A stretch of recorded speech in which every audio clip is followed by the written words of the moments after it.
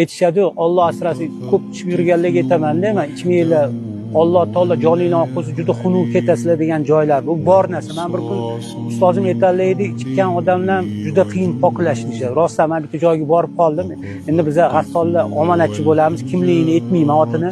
Men o'shanda ko'rdim, Xudo asrasin ichkilikda ketib qolishdi. O'shanda ozgina qo'rqaman, ozgina. Qanaqa bo'ladi u? Yo'q, juda xunuk bo'ladi. Aytib bering. Yo'q. Bizga masalan, hozir sizning gapingizdan keyin qanaqa bo'lishini aytsang, o'sha holatdan qo'rqib ham balki spirtli ichimliklarni ichmas. Mayt hab to'g'risini aytaman, cho'chqaga o'xshab qoladi. Ishib ketadimi? Ishib ketadi. Juda xunuk yotadi. O'lim ikki xil keladi. Juda chiroyli keladi, juda xunuk keladi. Hammamizga chiroyli kelsin. Shunga inson pokiza bo'lib, namozli o'qib, o'ziga qarab yurish kerak. Birovning dilini ortish kerak, birovning haqida qo'rqish kerak.